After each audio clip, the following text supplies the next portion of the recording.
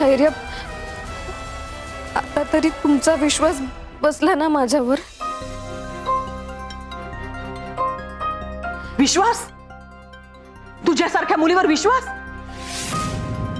तू विश्वास ठेवण्याच्या लायकीचीच नाहीयेस. काही ऐकू नकोस तिचं. हिरा, धैर्याने जर तुला हाकललं नाही ना तर मी तुला या घरामध्ये ठेवणार नाहीये. चालतो इकडनं.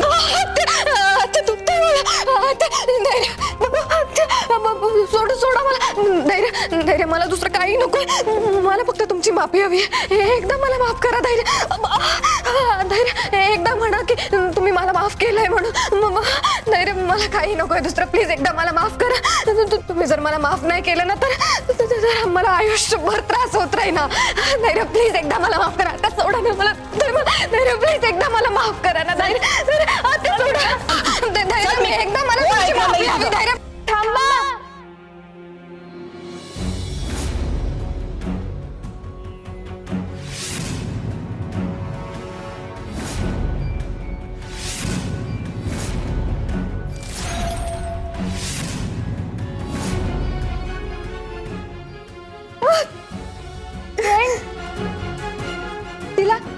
तिला लागलंय.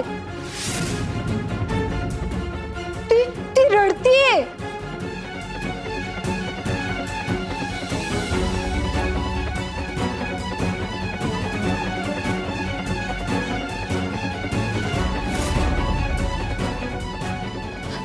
सावी, बाळा, चल आपण आज जाऊया. नाही, तिला लागलंय ना. मग तिला बाहेर का काढताय?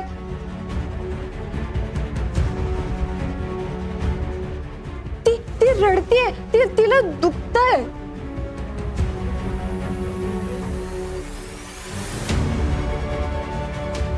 सावी, अगं काय बोलतेस? अगं हिच्यामुळे. आई,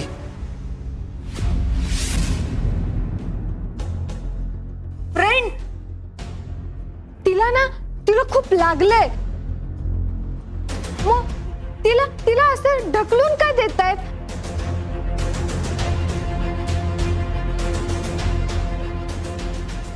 तिला औषध लावायला पाहिजे ना. हा, हो.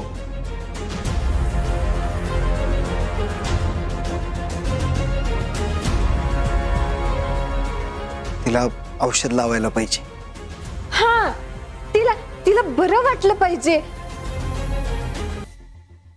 आपण तिला औषध लावू. तिला बरं वाटेपर्यंत आपण इथंच ठेवू तिला. हा,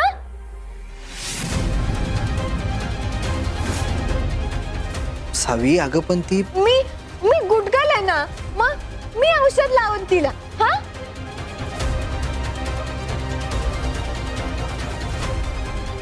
ठीक आहे.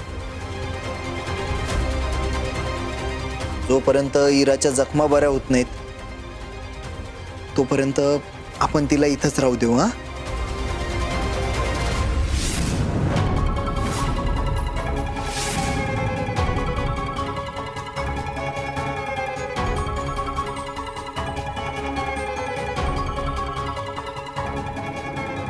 धैर्य, अरे पण धैर्य नाही. धैर्य, खरं तर या घरात राहायची माझी लायकीच नाहीये.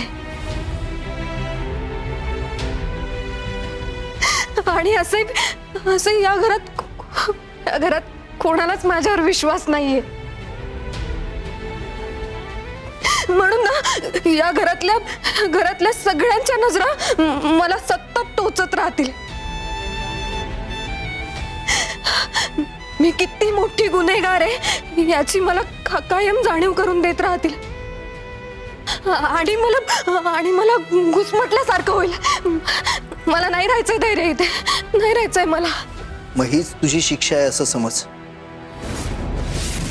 इथं राहून घरातल्यांचा विश्वास परत मिळवून दाखव. वहिनी, इलाईची रूम दाखवा. हो भाऊजी. सावी, फ्रेंड्स,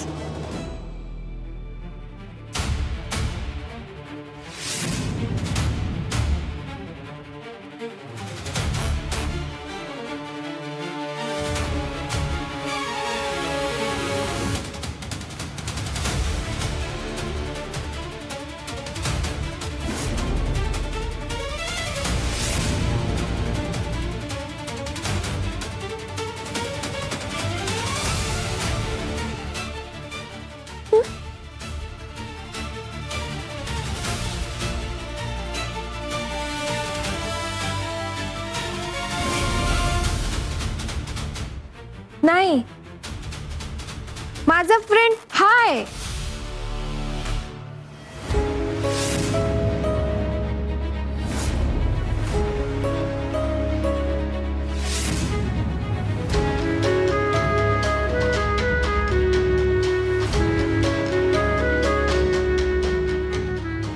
इरा, तू चलात. इरा, आयुष्यात प्रत्येकाला दुसरी संधी मिळत नाही, पण तुला मिळते. आणि ह्या वेळेस जर तू काही चूक केलीस तर तुला कुणीच वाचवू शकणार नाही.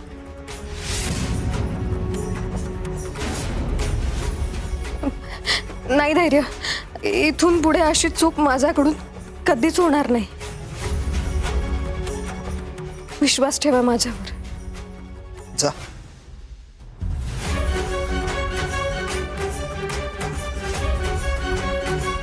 चावी, थँक्यू.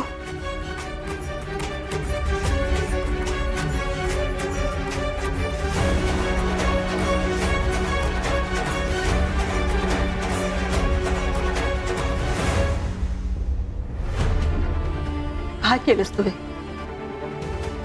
तिला घरात थांबवायची काय गरज होती? सावीचा जीव वाचवलाय तिनं.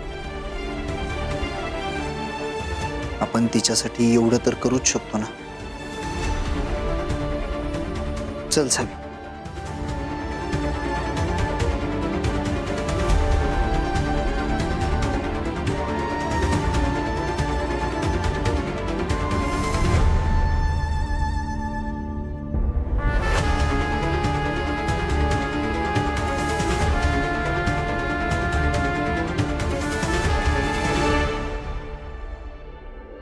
आई, आई. दीपे, हीच ती वेळ आहे. पप्पांची डायरी शोधायला पाहिजे. त्या सुधाकर काकांचा पत्ता नक्की असेल. हे काका पण फोन उचलत नाहीत, कुठे गेलेत काय माहिती. त्यांच्या घरीच जाऊन येते. पप्पांच्या ऍक्सिडेंट दिवशी